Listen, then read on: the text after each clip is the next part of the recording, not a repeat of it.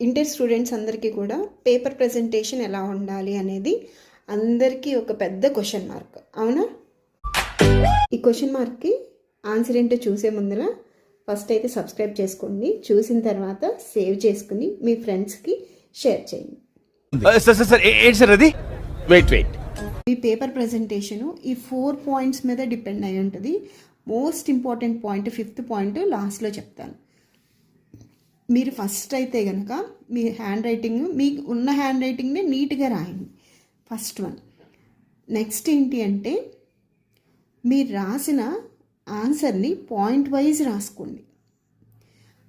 Next third point దగ్గరికి వచ్చేటప్పటికి మీరు రాసిన పాయింట్స్లో ఏదైతే మోస్ట్ ఇంపార్టెంట్ వర్డ్ ఉందో దాన్ని అండర్లైన్ చేయండి, లేదా సెంటెన్స్ని, లేదా ఆ పాయింట్ కింద ఫార్ములా ఉంటే దాన్ని బాక్స్లో పెట్టండి. ఓకేనా? 4th పాయింట్ వచ్చేటప్పటికి ఆ పాయింట్స్ వైజ్ రాసే ముందర మీరు సైడ్ హెడ్డింగ్స్ పెట్టండి. ఆ పాయింట్స్ కింద ఏదైనా డయాగ్రామ్ ఉంటే ఆ డయాగ్రామ్ని నీట్గా డ్రా చేయండి. 5th point is most important. మీకు విఎస్ఏక్యూస్, ఎస్ఏక్యూస్, ఎల్ఏక్యూస్ ఉంటాయి. మీకు ఈ మూడిట్లో ఏ క్వశ్చన్స్ అయితే బాగా వచ్చినాయో అవి ఫస్ట్ స్టార్ట్ చేయండి. సపోజ్ మీకు ఎస్ఏక్యూస్లో 6 రాయాలనుకోండి, ఆ 6లో మీకు 5 బాగా వచ్చినాయి అనుకోండి, ఫస్ట్ ఎస్ఏక్యూస్ స్టార్ట్ చేయండి. ఏ ప్యాటర్న్ యూజ్ చేస్తారు? ఇక్కడ నేను ఏదైతే 4 పాయింట్స్ చెప్పానో ఆ ప్యాటర్న్ యూజ్ చేసి ఎస్ఏక్యూస్ని కంప్లీట్ చేయండి.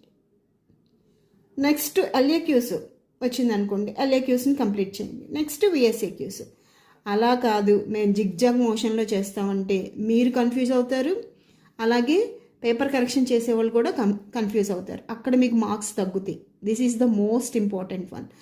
నెక్స్ట్ మీరు ఏదైనా సరే విఎస్ఏక్యూస్లో ఎన్ని క్వశ్చన్స్ వచ్చినా ఆ క్వశ్చన్స్ని నీట్గా రాసుకోండి. ఎస్ఏక్యూస్లో ఎన్ని క్వశ్చన్స్ వచ్చినా ఆ క్వశ్చన్స్ నీట్గా, ఎల్ఏక్యూస్లో ఎన్ని క్వశ్చన్స్ వచ్చినా ఆ క్వశ్చన్స్ నీట్గా రాయండి. మళ్ళీ నెక్స్ట్ మీకు ఓకే మాకు ఇది 50% వచ్చు అన్నది స్టార్ట్ చేసుకోండి.